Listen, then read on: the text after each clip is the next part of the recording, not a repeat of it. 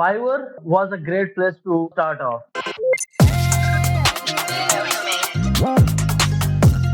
Hello, guys. Welcome to another episode of the Freelance Spotlight. And guess who we have on the spotlight today? We have Saiq. So, to start with, can you share your experience with Fiverr and what led to them blocking you out? What lessons did you learn from that experience? Hello, thank you, Abgande, for having me on your podcast. Yes, I started my Fiverr back in April 2021, and I was totally, unfamiliar and new in freelancing. I knew nothing about the market, and I was totally unfamiliar. So I just made some gigs and waited for 60 days to get my first order. After 60 days, I get my first client. Then it took me 4 months to reach on level one, and then another 6 months to reach on level two.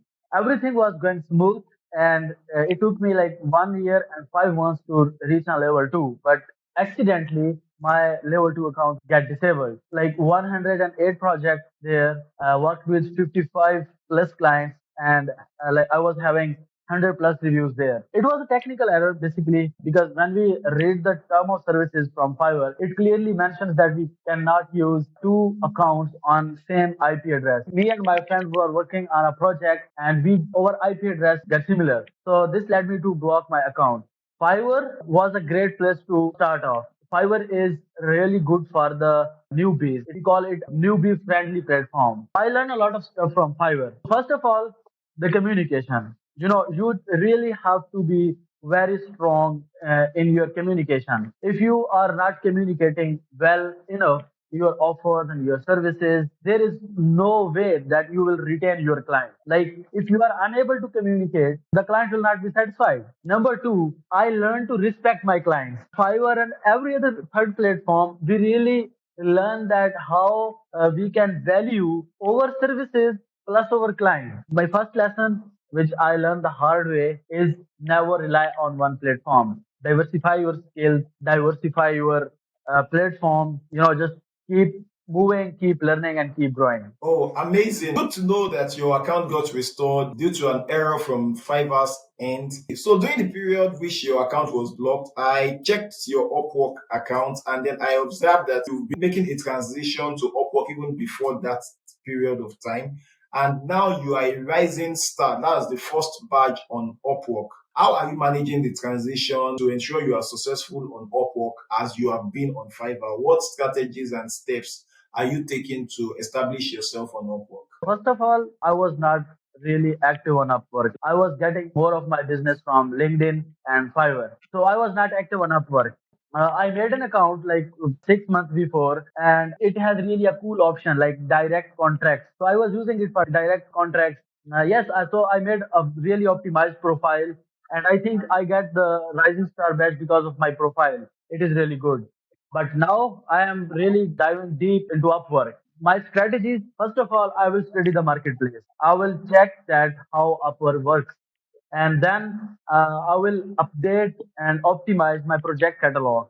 Then I will set my portfolio, and then I know how to send proposal, but I will craft more that how to write proposal, and then I will be consistent with sending proposal. And these are my strategies. There is a difference I wanted to highlight. People say that Fiverr and Upwork are same, but Fiverr is more beginner friendly. Upwork is more professional. Always keep in mind that every platform works differently. Upwork works differently. Fiverr works differently. LinkedIn works differently. And interestingly, you can learn Fiverr from Fiverr, Upwork from Upwork, and LinkedIn from LinkedIn. When I was new on Fiverr, I do not know how to approach people and learn Fiverr. So what I did was I just explored the marketplace. I read their blog pages, I read their terms of services, whole the service categories. What are they offering? How people are writing their descriptions and stuff like that. And another thing, you can always leverage YouTube, Google Journals, and stuff like that to learn and craft your skills. You can always strategize how to transition yourself from one platform to another platform. Oh, amazing, amazing. I love the fact that you ended the discussion on the ground of learning. So now talking about Upwork and Fiverr. Fiverr freelancers believe that Fiverr is the best. Upwork freelancers believe that Upwork is the best. So from your own experience, as we can see, you have a good angle, Fiverr and now Upwork too. So which platform do you find easiest to use and easiest to secure clients based on your own experience, and why? For me, Fiverr is easy because I was level two seller on Fiverr. But the thing is, a lot of things get changed. Now we don't have buyer requests.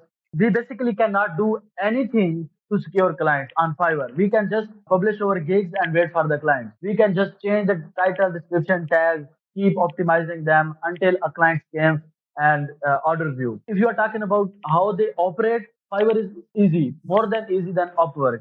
I can easily manage client. I can easily communicate with them. There was a whole, system, and Upwork is really somehow for beginners. It is really, tactful. For now, I will say that to get clients from Upwork is really easy because if you are good in writing proposal, you can easily secure your client. For writing a proposal, you must have some samples. You must have previous work proof. You must be an expert in what you do and know everything about your specific service.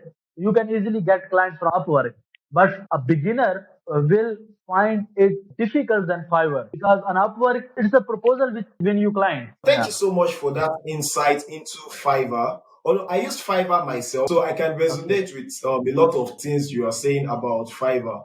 You know, Fiverr, once you set up your gig, you don't have to set it up again. It's an advantage and it's a disadvantage. It's an advantage because once you set the gig up and you do it well, or you have someone do that for you, then you just have to fold your Mhm. hand and wait for client to come to you. There is nothing you can Yeah. actively do to get clients to hire you on Fiverr. Let's talk about Mhm. yourself as a content writer and SEO expert. What are some tips you can offer freelancers when it comes to boosting websites, ranking, and authority? So basically, SEO is a separate service, and then content writing is a separate service. But if someone is doing both things, like he's doing SEO and he's doing content writing, I will really recommend him to exactly know his marketplace and his niche. If he knows his niche better, he can do SEO better. Okay, so it all boils down to target audience. If you know your target audience, you can write better content. In coming years, SEO will focus on people, not on search engines but on people, because now you can see that we have AI tools. We can write anything, we can search anything, but what we can't compromise and what we can't predict is how people think. What's their psychology? What's their demand? What's their desire? What they actually need? So everything will turn to pupil, the reader, the one who is reading your content. Whether it's SEO, whether it's content, everything will turn to pupil. So just keep in mind the pupil. To keep in mind the pupil, you cannot compromise on quality, you cannot compromise on value. By value, I mean the value you are presenting in your article, the value you are presenting as in regard to their search intent. Someone is searching a specific topic and he has a specific search intent. Your job is to satisfy his search intent. Nowadays, as you can see that there are 500 plus million websites on WordPress. There are a lot of content on Google right now. Everyone is writing something. So your job is to stand out. Among hundreds and millions of people, only 5% or 3 to 4% people are providing the real value. Be that 3 to 4% who are providing value, who are writing quality content. You can start with hard work and you can end on smart work. But the thing is, you have to work on your quality plus value. Yeah. Oh, amazing. I really love your points about value and then people-centric writing because SEO is Yeah. People everything. think. Even when you write your profile on Upwork, SEO matters. And before you can write a good SEO is people-centric, not just about the writing, not about the search engine, writing for websites specifically. So note that I'm viewing SEO from an holistic perspective, not limited to websites. And in digital marketing, there is a concept of your consumer persona. That means before you start, you have an image of who your ideal client is or who your ideal customer is. Thank you so much for sharing that insight with us, Saiq. So, could you share some tips for developing a successful content strategy for independent freelancers to attract more clients? For example, I know that for you to attract clients on LinkedIn, you need to be posting content. It's not even only about your profile. Nobody will check your profile if you don't have content. Okay, so content strategy is really important, but it really depends on what market you are in. My marketplace is content writing. Written content is my marketplace. I will narrow it down. What kind of content I can really write better and what are my interests. A good content strategy revolves around highlighting the problem, then providing your solutions. This is theoretical. If we want it in practical terms, we will dissect it into funnels. I can dissect my content into three funnels: top of the funnels, middle of the funnels, and then bottom of the funnels. The top of the funnels, I will write content which is generally applicable to all kind of audience, to real estate agents, to gym owners, to business owners, to website owners. The top of the funnel content will be applicable to all these four kind of audience. What I will do there, I will look into their common challenges. Everyone wants to scale their business. Everyone wants to get more rankings, more traffic, more eyeballs on their business. So I will share tips. I will share a kind of content which will highlight common challenges, common problems, and gradually and slowly it will start building a community, a followership of mine. In middle of content funnel, I will share my experience. I will share my case studies. That's how I did solve a specific challenge, a specific problem, and this is how my solution looks like. I will specifically talk about my services. Then in bottom of the funnel, I will share something which can compel my audience to buy from me. It will have specific call to action. It will have specific kind of packages I'm providing right now. And this content will focus on convincing people to buy from me. So you can focus on middle of the funnel and bottom of the funnel at once, but you cannot include your top of the funnel content with everything else. You really need to dissect your content strategy into three funnels. Thank you very much for the analysis and for taking us to the school of funnels. Now we know we are supposed to attract the client, provide value to the client to ensure that we are giving value in terms of content that appeals to the client before we attempt to sell. Thank you so much for sharing that. So I think it's easier and better, and it's even a win-win when you provide value before you now Yes. start trying to sell something. So someone said that the ratio of your value giving content to your promotional content should be at least 1:7. That means that you should have posted at least seven contents that are valuable to the consumers, to your prospective clients. Then you now post one promotional content. I think I love the fact that you touched on that. So let's move on to the next question. With over 100 happy clients, what are some of the challenges you've encountered as a freelance content writer? There are a lot of common problems, common challenges every freelancer faces, and I will highlight that common problem and common challenges. First of all, trust. Every business revolves around the trust. If you are able to build a specific kind of trust in your client's mind, you are a successful businessman. You are a successful freelancer. It really costs sacrifices, to build trust. You you you should be willing to give something. It was my seventh or eighth project on Fiverr. I got a client and he needs some articles and blogs. He was having problem in his account. He said to me that I will get back to you after 1 month. I'm not sure when will my debit card will sort it, so I will get back to you after 1 month. But I really need the articles now. So I said to him that no worries, you can pay me later. I will write the articles for you. And he was like, Wow. what? You will write the articles before the payment? I said, yes, that's what I do. And I am pretty sure I trust in you. I believe in you that you will not escape without paying. And I did like 30 to 40 projects with that client. And every time I asked something regarding money or I raised my rates, he was okay with them. And he recommended me to other clients, to other business Wow, owners. So that's how you build your trust. So another client came to me and he said to me, I was using some freelancers and they were using AI tools to rewrite my content, but I need something original. I need something humanly written. So I said to him, give me your articles. I will rewrite it manually. And if you think that this is not written by any AI tool, it is humanly written, then only you can pay me. He sent his article. I rewrite it manually. I send it to him, and he gives me a $20 tip. Okay, wow. so he was so much satisfied with my quality. Yeah. So number one, you have to build your trust. Number two, communication. Now, I am not saying that you must be good in your communication, but I am saying that you must be patient in communicating your services. Look, in business, you will come across many kind of people. Some will be aggressive, some will be rude, and some people are really possessive about their money and they can't trust you. So you must be very patient in communicating your services. So if someone is being rude with you, you must have that kind of communication skill which can calm down the other person. So you must communicate in a way that the other person, if he is rude, he gets satisfied with you, his rudeness gets in a normal tone. So number one, trust. Number two, communication. Number three is more important than other two things. You have to take a genuine interest in your client business. Wow. Like, take it I very love that. personally.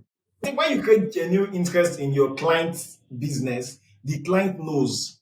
It's obvious to the client and it's Hmm. reflecting how the client starts to see you and treat you. I love that point. I love that. I have really one line sentence for that. I said that money is my second priority. My first priority is your job and my job. So money is second priority. I will be more focusing on what I am doing. If I am doing something really helpful for you, if it is really beneficial for you, I will be more than happy to take the money.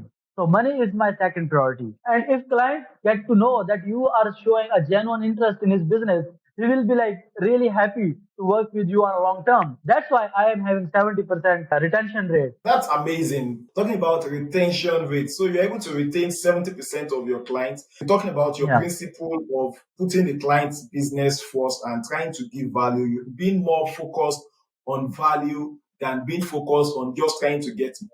You know, as obvious as it seems, sometimes freelancers forget that at the other end of the laptop screen, it's another human that is there, not a robot, not a money printing machine. Mhm. So, like, if you are human and you give value, and you show genuine concern for the business of the client is going to know and it's going to appreciate it. And I love the sacrificial gesture you show to your clients of trusting the client that the Mm. client is going to pay. Although there are mischievous clients, so I should pass that caveat for newbies just starting freelancing because especially on Upwork, there are people who just want you to work for free. Now Yeah. let's move on to the next question. So, what steps are you taking to establish your personal brand and how will it contribute to your success? So if you really want to establish your personal brand, you must first of all consider social media. And in freelance world, the number one social media platform is LinkedIn for me. For some, it could be Twitter, could be Instagram. It depends on their market, but for me, it's LinkedIn. So I have tripled down my all efforts and energies on LinkedIn. I am really focusing more on LinkedIn than any other platform. I have like a really concrete plan for LinkedIn. When I'll hit 5K milestone on LinkedIn, then I will move on to my own website, establishing my website, growing my Twitter account, growing my website. But first, I have to reach the milestone of 5K. And I just want to work like 30 to 40 clients on LinkedIn. So I can know better the people on LinkedIn. And let me tell you a secret. People on LinkedIn are really very professional and they have bugs of money. Wow. Okay. Yeah, I mean, So you can really charge them. Yeah. You can really charge them 10 times than your Upwork and Fiverr service. So in next year, like in 2024, I will go on YouTube. So these are my oh, four channels where I will be focusing in coming year. oh, that's amazing. So I love it when Yeah. people have plans. So you can assess the phase in your long-term strategy that you are presently. Yeah. You need to take things one at a time. So you understand that, okay, presently I'm not active on Twitter. It doesn't mean I'm failing on Twitter.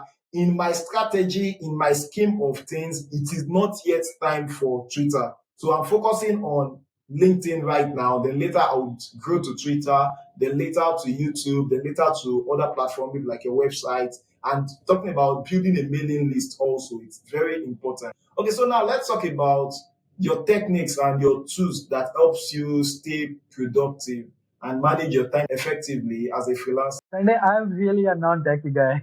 So the number one tool for me is my notebook. You can see it here. I have my notebook on my side table, and then my mobile alarm. My mobile alarm is my second best companion. So what I do, I handwrite everything every night, what I have to do in the morning, and then I set my alarms. I dissect the times and I set the alarm. Then I wake up with the alarm. I spend my day schedulely working through my mobile alarm. But to stay productive, I think in journal, we must have a physical setup. Now, this is my philosophy. I believe that we are into digital world. Okay, I have everything in my Google Doc. If I am writing an article or blog, I will use Google Doc. If I am creating a spreadsheet, I will use a Google spreadsheet. So, and number second, talking about AI. So ChatGPT is really helpful in content writing, but you must be a really good prompt engineer. You really be good at how to give prompts, and you really be clear about what you want from AI.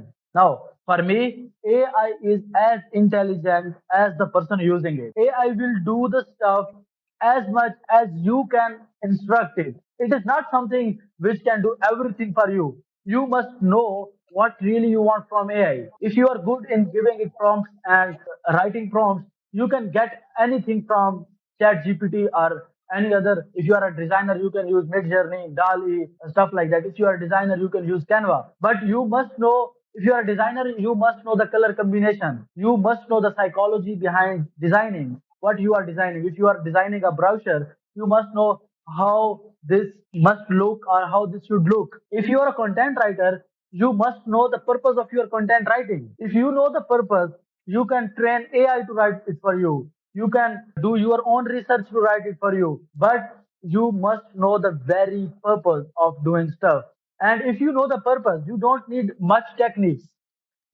Sunday, what I think staying productive is really, very simple. People make it complicated. Like we need this, we need this, we need this to stay productive. But staying productive is the most easy thing. First of all, I focus on my first priorities. Like writing is my first priority, establishing my personal brand is my first priority. I will stay productive no matter what. I will stay disciplined no matter what. Whether I'm using an AI tool for me or not, I will do my work. I will do my research. I will take care of my health. I will do exercise daily. I will use my notebook daily to write something with my own hand. And that's how I stay productive in my freelance business. And I think everyone should do this. I really hardly believe in this, man. Amazing, amazing. But I Yeah. love the part where you said AI is app intelligence and the person using the AI, that is the prompter, is another half of the Yeah. intelligence. So to make something substantial, sometimes AI can be really dumb. So even if you're going to use them, just use them to augment. Use them to augment what you Hmm. do, not putting the work on the AI to do the work for you. The human intelligence is still very high and distinguishable from AI. Although the fear is that AI might get to a level where it will be hard to distinguish it from the human work. However, AI remains a tool for humans to use. So let's move on to the next questions. Okay, so for aspiring freelancers, maybe those considering to start freelancing too, whether on Fiverr or on Upwork, and they're just starting out in this gig economy, what should they focus on? Freelancing is not an easy money. Keep your spirits high at least for 5 years. Okay. After 5 years, you will start getting results. Okay. Right now, I am earning like 1K bucks to 2K bucks per month. It was not same in the start. I was earning like 50 bucks for the whole month. But I keep my spirit high. I keep on learning. I keep on improving. I keep on exploring the marketplace. I keep on searching new opportunities. In the start, just focus on improving your skills. Never ever focus on the money. I know there are a lot of guys who start freelancing just because it is easy money and you can generate a lot of money than your 9 to 5 job. But freelancing is the most hardest job in the world because you are providing services to your clients. It is really hard because number one, you have to satisfy them. You have to provide them value. And in content writing, you can see millions of content writers in the world. But what makes you unique is the value or the benefits you are providing to your client. To do so, you really need to do your hard work. You really need to have resilience, endurance. Sometimes there will be no clients for months. Sometimes there will be feast time. Sometimes you will have a whole famine. But just don't quit. Every time anyone came to me and asked me, "Hey, I just want to start freelancing." The first question I asked them, "How much time you are planning to stay in freelancing?" If they answer me, "We are just thinking about having a side gig, side hustle. We want to just spend over time, I really recommend to them, don't think about freelancing. If they answer me like we are planning for 5 years, then I told them the roadmap. Freelancing is not an easy money. You really need to keep your spirit high, and you really need to improve your skills with time. And the last thing, you really be someone who has a lot of endurance, who has a lot of patience, who can face failure and know that failure is not end. Failure is a part of success. So amazing. So I love the fact that you've shared with us the mindset that new freelancers should have towards freelancing. So when you're coming to freelancing, you don't expect to make all the money. It snowballs upwards. Freelancing is not a Ponzi scheme. So I love that. Okay, so now let's move on to the last question. In your experience, what are some common mistakes freelancers make when it comes to blogging or content writing? How can they avoid or overcome these mistakes to enhance their crafts? Number one, they ignore the quality. Number two, they ignore the search intent. As I told you that nowadays there are tons of content available on internet. You can find any topic already written. So what's the point of writing a topic which has already been written? What is the point? Point is to add more quality, to add new insight, to add your experience, to make it more comprehensive, to make it more enlightful for the reader. If you are ignoring this thing, you are missing the whole point of writing it. Okay. So, for example, there is a topic on fitness or health, like the benefits of exercise. Like you can search this term, benefits of exercise, and you will find thousands of articles written on it. So, what's the point to write a new article? The point of writing a new article is sharing your personal experience with an intent to provide a quality which has never been provided before. Okay, so number one, just know the pain points of your reader. What exactly he is looking for? Why are you writing your content in the first place? Will it impact the reader's life in any way? Will it add any kind of quality in reader's life? If the answer is yes, you are doing it the right way. If the answer is no, you better reconsider your written content. Thank you so much for the insights you have shared. I find this very valuable myself. This is not me doing it for freelancing. So this is more like I am getting a coaching section for those who are also top rated that are watching us. We are being reminded of some things. And for those of us who are newbies, we are learning some things afresh. We really appreciate you. Thanks for joining us on the Freelance Spotlight. Yeah, thank you. Player is mine.